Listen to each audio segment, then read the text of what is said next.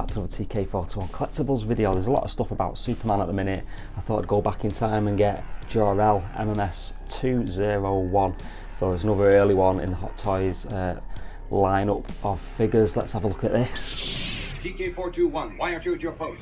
Because I'm busy buying collectibles, sir. Alright men, load your weapons. Okay, let's have a look at this box. It's a really classy design, this. It's got the Man of Steel at the top. It's got the House of El sigil there, and it's got like kind of a texture to it as well. And then even the writing here, like a really subtle texture to it. Really nice looking box. And then most of the Superman sigil there, or House of El again. And then on the top as well, look at this. Like the pattern on it. Man of Steel, absolutely amazing. And then it folds open like that, and we can see in there a bit of info about the manufacturer there, and then the figure. Let's get him out, have a look at the accessories. There's one.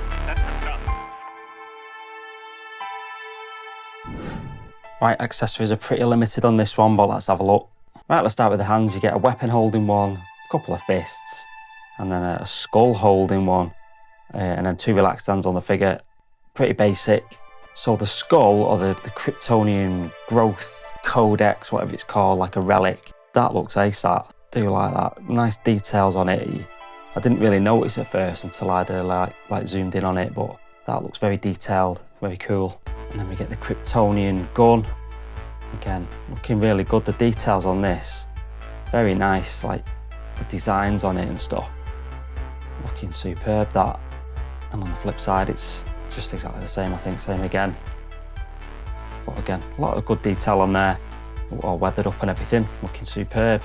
And then we get a gigantic base. It says Man of Steel on it, Jor-El, and then zooming out, you can see the big sigil of House El there, looking fantastic. This was a brand new set, so it's everything was wrapped up and brand new in box, amazing. Flight stand, waist grabber, all good. Let's have a look at this figure. Give me regular reports, please.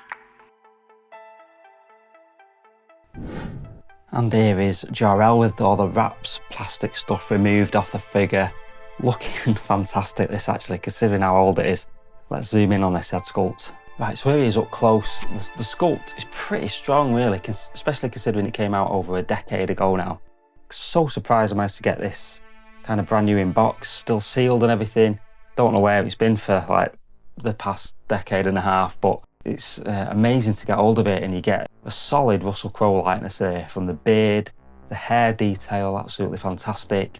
The slightly stern expression that suits the character's sort of stoic presence. And the paint apps hold up really well. You got all like the skin tones, like skin blemishes, the eye, you know, the glossy sort of eye effect, subtle textures everywhere, absolutely fantastic.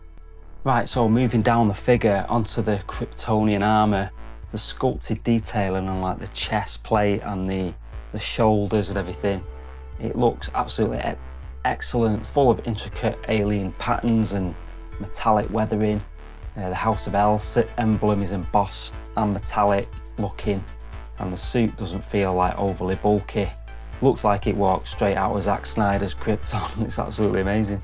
And then the texture, the robes and everything, and you can even see like which I didn't notice in the film, like the blue, like Superman's suit, effectively under the robe. You know, like the legs and the arms. Then he's got the black boots. The cape is also really nicely done. You can see the pleats in it and everything. Wide at the edges, nice weight to it. Got that rich kind of maroon fabric. Really good. Really liking this figure. Absolutely superb. Pretty basic, but I just love the outfit. Looks stunning on it. Like I say, the intricacies of the armour there. All the patterning on the suit and the robes. Absolutely stunning figure. Let me know what you think in the comments. It's them. Blast them. Articulation is pretty decent for a figure that's got sculpted armour. Obviously the shoulders, can't raise them up all that much because of those shoulder pauldron things on the sides. But you got double jointed elbows and everything, and double jointed knees, some neck tilt, but it's got a solid balance to it.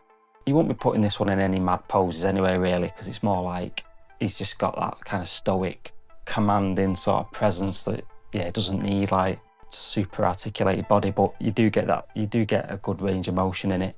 But yeah, I'm just going to be keeping him pretty much museum pose. Obviously here he's just holding the codex skull thing.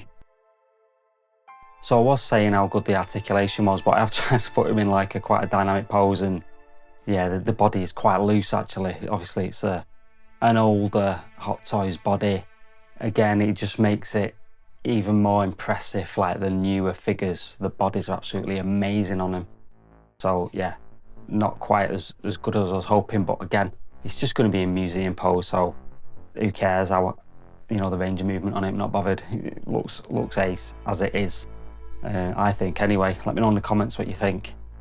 So here is the House of L gang. I am getting another figure in this line. Let me know in the comments what you think it is that's coming. Hopefully that'll be here next week, potentially. Can't wait for that. But anyway, does Hot Toys MMS201 Jor-El still hold up today? I think, honestly, yeah. It's not flashy, but it's beautifully crafted, understated figure, captures Russell Crowe's presence perfectly. I think it's probably extremely underrated considering how much I paid for it.